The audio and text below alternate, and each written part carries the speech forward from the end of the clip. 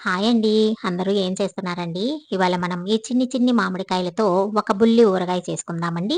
Tea గ్లాస్‌లో ఒక ముప్పావు గ్లాస్ అన్ని ఆవాలు తీసుకుందాము.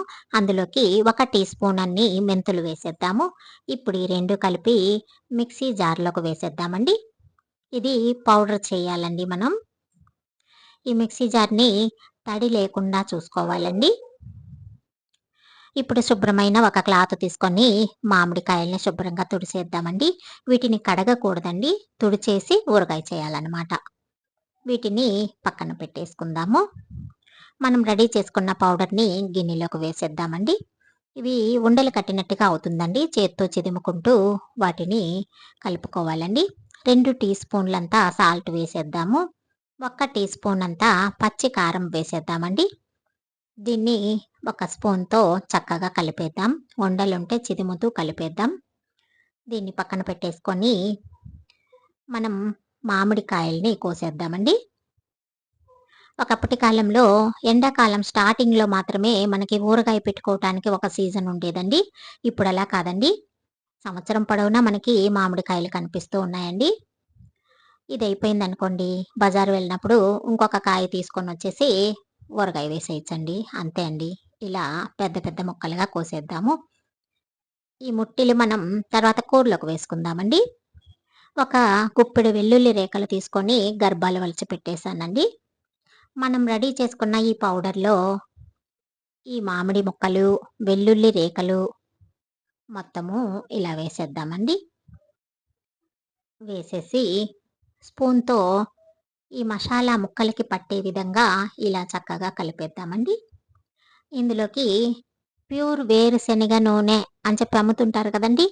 అది తీసుకొనొచ్చేసి ఇందులో పోద్దామండి. ఇందులోకి కొంచెం నూనె ఎక్కువే పడుతుందండి.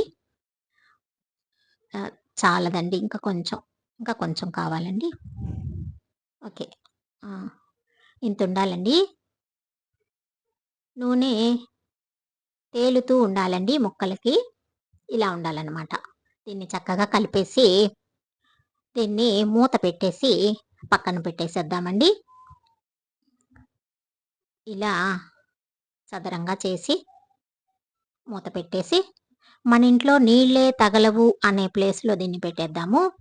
దీన్ని ఒకరోజు వదిలేసి నెక్స్ట్ డే ఓపెన్ చేసి చూద్దామండి. ఇదిగోండి ఒక రోజు వదిలేసి నెక్స్ట్ డే ఓపెన్ చేస్తున్నానండి. ఆ!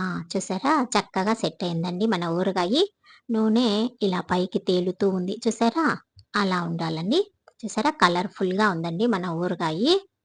దీంట్లోకి ఉప్పు, కారము కావాలంటే ఇప్పుడు అడ్జస్ట్ చేసుకోవచ్చండి. ఫస్ట్ వేయలేదు కదా! ఇప్పుడెలా అని కంగారు పడక్కర్లేదండి. ఎప్పుడైనా వేయొచ్చండి. ఏమీ అవ్వదండి. ఇలా మనం ఈ జాడీలో వేసేద్దామండి ఈ ఊరగాయంతా. ఇదిగోండి మన జాడీలోకి కరెక్ట్‌గా సరిపోయిందండి. చూసారా? ఇదిగోండి. నూనె ఇలా పైన తేలుతూ ఉండాలనమాట. ఇలా ఉంటే మన ఊరగాయ ఎప్పటికీ పాడైపోదండి. ఇలాగే ఉండిపోతుంది. దీనిని అంచులు చక్కగా కొంచెం తుడిచేసి ఊరగాయని దీనికి మూత పెట్టేద్దామండి. చూసారా? మన బుల్లి ఊరగాయ రెడీ అయిపోయింది. ఇప్పుడు వేడి వేడి అన్నంతో ఊరగాయ కలిపిన ఈ గిన్నెని తుడుచుకొని అమ్మ చేతి ముద్దలు తింటే ఆహా! అమృతమేనండి. ఇదిగోండి పట్టండి.